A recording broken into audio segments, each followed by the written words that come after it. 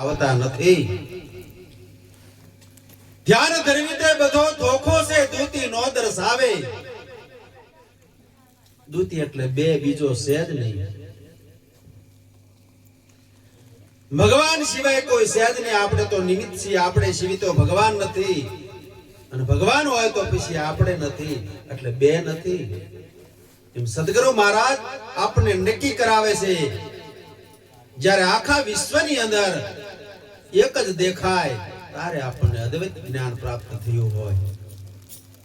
અને ગુરુ મહારાજ ઈ જ નક્કી કરાવે છે. પ્રથમ પાયો માંડે છે સમદ્રષ્ટિનો. આપણે સમદ્રષ્ટિ થઈ છે કે નથી થઈ, આપણા અંગને ને મનને તપાસવાનું છે. સત્સંગ સાંભળવી પણ બરોબર લક્ષ્યની અંદર લઈ અને એવું જીવન જીવવાનું છે. જો ઈર્ષા થતી હોય તો બીજો ભરાતો હોય. દગા ને પરપંચના આવા બધા શત્રુ છે. કામ ને ક્રોધ ને મદ ને મોહ ને ઈર્ષા ને દગા ને પરપંચ. ભગવાન જેમ સૂક્ષ્મ રૂપે છે એમ આપણા બધા શત્રુ રે ને એ સૂક્ષ્મ રૂપે છે. એટલે શત્રુને આ મનની અંદર નો આવવા દેશો. આ જગત બધું જે આપણને દેખાઈ રહ્યું છે આ બધું ચિત્તની અંદર છે. જ્યાં જ્યાં ચિત્ત આપણું, આપણે જ્યાં જાવીને બધે ફોટા પાડી લે છે.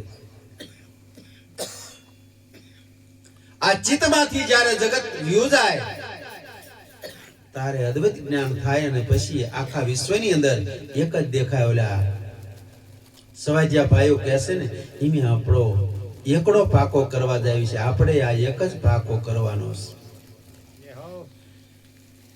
જગત આખાની અંદર તમને એક જ દેખાય.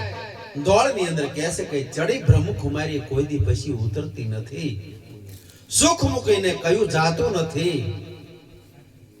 જગતની અંદર પછી ને કઈ વાલો કે વેરી, શત્રુ કે મિત્રો, આવા સંતો બધા ભજન દ્વારા આપણને કહી રહ્યા છે કશું હોતું નથી. પણ એ સમજણના ઘેરે બરોબર જ્યારે આપણું લક્ષ્ય રહે, સુરતા સજાગ રહે, બીજું કઈ ફાળે નહીં, તારે તમને જીવન જીવવાની મજા આવશે.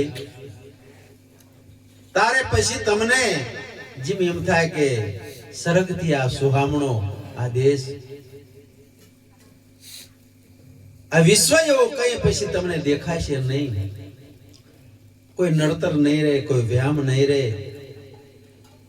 મનની અંદર કઈ આધિ વ્યાધિ ને ઉપાધિઓ નહીં રહે.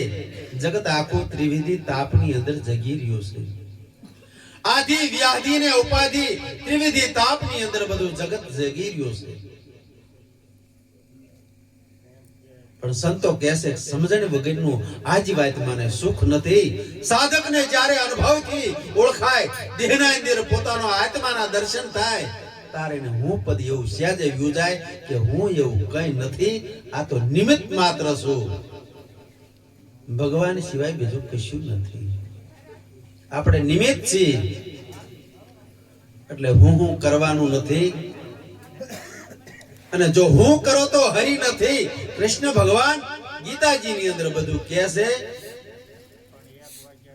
પર્વતમાં હું છું, મેરો પર્વતમાં હું છું, ગરુડમાં હું છું, બધે હું જ વસી રહ્યો છું. ભગવાન વસી રહ્યા તો તમે બધે વસી જ રહ્યા છો. આ તો સમુદ્રના કાંઠે જ્યારે જાવી ને તારે આપણને હિલોળાનો ભાસ થાય. હિલોળા એવું કશું નથી. ખોબો ભરીને લ્યો ને તો એ નીરજ છે, બધું નીરજ છે. એમ બીજો નથી કોઈ. ગમે એટલે તમે પૂજા કરો પણ તમે પાર પામવાના નથી. કૃત કરો બધું સાચું, બધું કાચું છે.